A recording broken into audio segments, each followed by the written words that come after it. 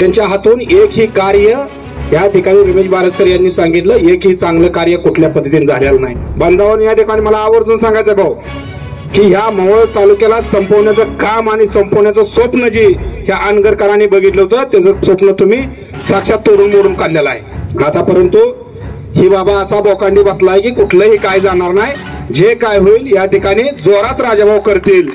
मोहोळचे लाडके लोकप्रिय आमदार राजाभाऊ खरे यांचे आमदार म्हणून निवड झाल्याबद्दल तसेच युवराज ढेरे यांच्या वाढदिवसानिमित्त या ठिकाणी सत्कार आयोजित केला। प्रथमतः मी युवराज ढेरे असतील, महेश हावळे असतील व त्यांचे सर्व सहकारी असतील त्यांचं खूप खूप मनापासून आभार व्यक्त करतो। या ठिकाणी खूप चांगल्या पद्धतीनं एक कार्यक्रम आयोजित केला त्याबद्दल आम्ही सर्वांच्या वतीनं त्यांचा आभार मानतो। खरं तर आता आपल्याला ऐकायचं आमदार साहेबांना आणि दादांना, त्यामुळं आपल्या छोट्याशा कार्यकर्त्यांना आपण काय बोलावं, कारण का तर या ठिकाणी आम्ही दादा आमचं बोलणं कमी आणि काम जास्त या पद्धतीनं आम्ही कासवाच्या गतीनं या ठिकाणी आमचा शिवसेना पक्ष आम्ही हळूहळू मोहर चाललेला आहे। परंतु या ठिकाणी मोहोळ तालुक्यात काम करत असताना बांधवांनो प्रत्येक ठिकाणी आज राजाभाऊ खरे यांच्या माध्यमातून या मोहोळ तालुक्यातील सर्वसामान्य जनतेला मान सन्मान मिळत आहे। तो मान सन्मान आतापर्यंत आपल्याला कधी मिळाला का याचं आत्मपरीक्षण करा।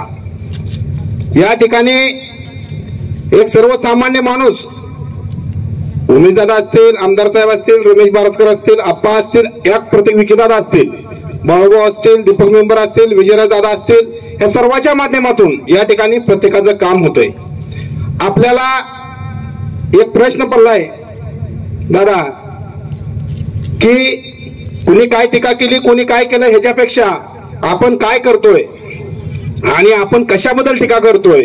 या ठिकाणी पहिल्यांदा आमदार साहेबांचा 30,202 मतानं विजय झाल्यानंतर त्यांनी पहिली बाईट दिली, मी स्वतः सोबत होतो, की हा मोहोळ तालुक्यातील सर्वसामान्य जनतेचा विजय आहे। ह्या मोहोळ तालुक्यातील सर्वसामान्य जनता आमदार आहे आणि या आमदारकीवर बोलण्याचं काम करतात। बोलू दे, असू द्या, काय त्यांनी आतापर्यंत केलंच काय, त्यांच्या हातून एकही कार्य या ठिकाणी रमेश बारसकर यांनी सांगितलं एकही चांगलं कार्य कुठल्या पद्धतीने झालेलं नाही। एक चांगलं काम ह्या मोहोळ शहरासाठी, मोहोळ तालुक्यासाठी एक काम दावावं 30 ते 40 वर्षामध्ये की आम्ही ह्या तरुण मित्रांना, तरुण बांधवांना हाताला रोजगार मिळण्यासाठी काय काम केलं, मोहोळ शहराच्या विकासासाठी काय काम केलं, ह्या अर्जुनसोंड असेल, अर्जुनसोंड ह्या भागातील परिसरातील काय गावासाठी एक बाबा चांगलं काहीतरी प्रकल्प आणला किंवा काहीतरी एक आपल्या मोहोळ तालुक्यातील 1,000, 2,000, 3,000 लोक कामाला लागण्यासाठी काय उद्योग केला। आपण स्वतःचा स्वार्थ बघितलेला आहे। आपल्याला ह्या मोहोळ तालुक्यातील सर्वसामान्य जनतेला असेल आता फसवण्याचा अधिकार तुमचा संपलाय आणि ती राजाभाऊ खरे यांच्या माध्यमातून ह्या सर्वसामान्य जनतेने काढून घेतलाय।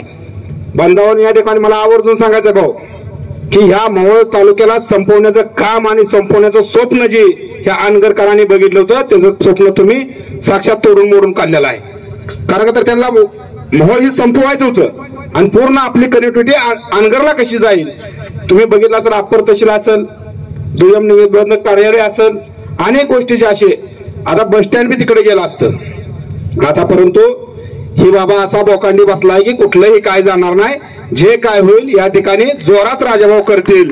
मी तुम्हाला मनापासून सांगतो की राजाभाऊ खरे यांचं मी गेल्या 2 ते 3 वर्षापासून काम बघतोय, वरच्या लेवलचं सगळ्या बरोबरचं संबंध बघतोय।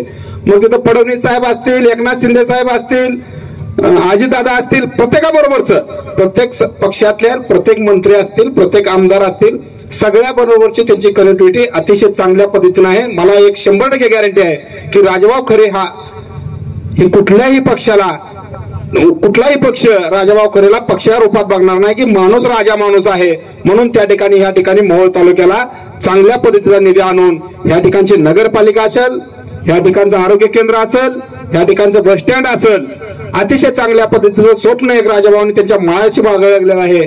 मी बघतो गेल्या 2-3 महिन्यापासून राजाभाऊच्या डोक्यात एकच आहे की आपण लोकांना शब्द दिलेला आहे तर त्या शब्दाचं पालन कसं झालं पाहिजे, या ठिकाणच्या जनतेला आपण कसा न्याय देऊ शकतो, सातत्यानं त्यांनी त्याच विचारात चालणार, प्रत्येक वेळेस त्या 15 ते 20 दिवस झालं मी बघतोय त्याच विचारात त्यांनी आहेत.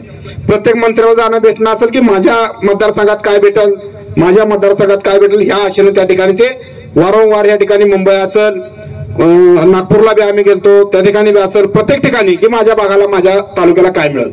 मी जास्त काय बोलणार नाही. बंधवांनो, येणाऱ्या काळामध्ये ह्याला मुळासकट उकळून टाकायचं असेल तर दादा भाऊ या ठिकाणी तुम्हाला एकच संधी आहे की पंचायत समिती, जिल्हा परिषद आणि नगर परिषद आपण सगळ्यांनी एकत्र येऊ. प्रत्येकाचं हेवे दावे बदलायला ठेवून जसं ह्या आमदारकीला सगळ्यांनी प्रत्येकाने मनापासून प्रयत्न करून ह्या राजाभाऊ खरे यांना 30,202 मतांनी निवडून दिलं, तसंच आपण येणाऱ्या निवडणुकीला ह्याला मुळासकट उकळून टाकण्याचं काम करूया आणि आपण करचाल असा आपण विश्वास करतो. या ठिकाणी युवराज ढेरे यांना वाढदिवसा परत एक वेळा शुभेच्छा देतो. त्यांचे सहकारी महेश हावळे असतील व इतर सर्व सहकारी असतील, त्यांनी एक चांगला कार्यक्रम घेतला त्याबद्दल मी त्यांचं मनापासून आभार मानतो आणि माझे 2 शब्द संपवतो. जय हिंद, जय महाराष्ट्र.